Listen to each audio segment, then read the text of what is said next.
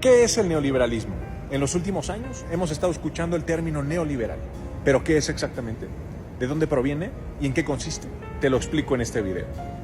La teoría económica neoliberal, o escuela económica ortodoxa, toma vida por primera vez con el término neoliberalismo, cuando aparece publicado en el coloquio Walter Lippmann, celebrado en París, Francia, en el año de 1938. Walter Lippmann fue un intelectual de la geopolítica estadounidense, quien acuñó el concepto The New American Century, el nuevo siglo americano. Lippmann convocó a un grupo de intelectuales de diversos países para discutir las teorías económicas que pudieran resolver la posible amenaza de una gran guerra, la cual finalmente ocurrió en el año de 1939.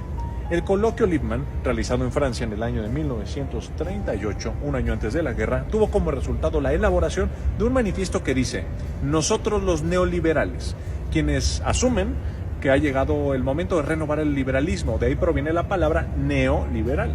Ellos adaptaron una estrategia económica en la que se propone reducir al mínimo el papel del Estado. En otras palabras, los neoliberales propusieron una nueva teoría económica por medio de este manifiesto, retomando la teoría económica del dejen hacer, dejen pasar, del francés Samuel Dupont, refiriéndose a una completa libertad en la economía. Es decir, la teoría neoliberal propone la libertad individual a través de la no intervención gubernamental en los asuntos económicos de un país.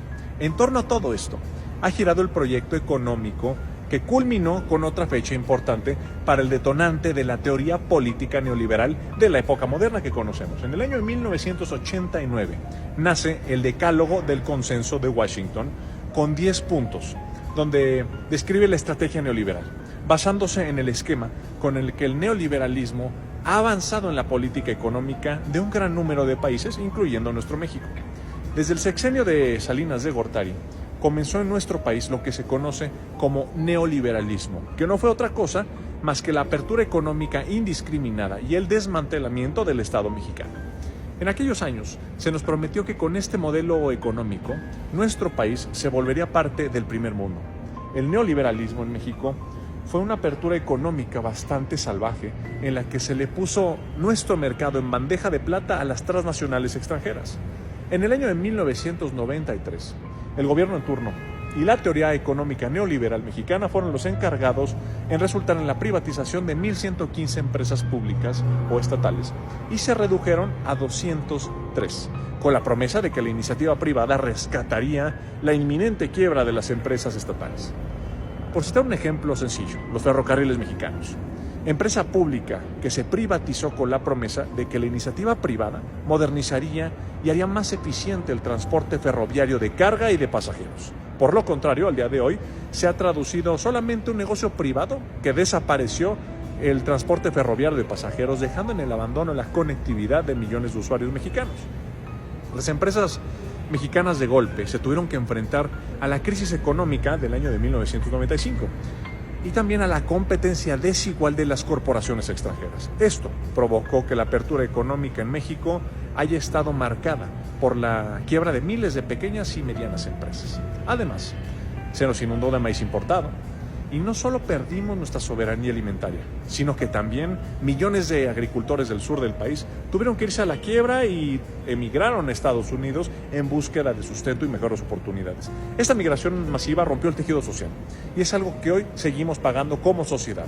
Se entregaron las empresas estatales y también los sectores clave de la economía.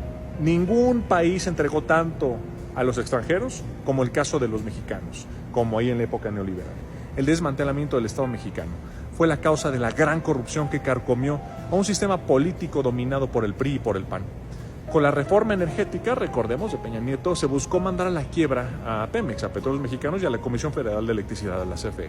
Todo con el objetivo de entregar el sector eléctrico nacional a corporaciones extranjeras como Iberdrola y también permitir que nuestro petróleo quedara en manos de las grandes petroleras extranjeras. El neoliberalismo nunca dio los resultados esperados. Por lo contrario, los grandes favorecidos de esta etapa económica en México fueron algunos políticos que acumularon grandes fortunas o los dueños de las corporaciones extranjeras que se pudieron quedar con nuestro mercado nacional. El trabajador común vio disminuir su poder adquisitivo durante los más de 20 años en los que se implementó el neoliberalismo en México. La promesa de que los salarios subirían conforme se abriera la economía fue una de las mayores mentiras también jamás dichas por los políticos neoliberales.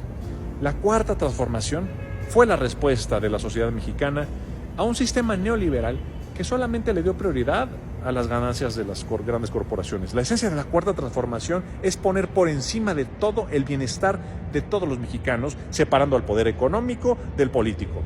El gobierno del presidente Andrés Manuel López Obrador, a lo largo de todo su mandato, se ha enfocado en remediar los males heredados por los políticos neoliberales, como lo son la corrupción y también la gran desigualdad económica.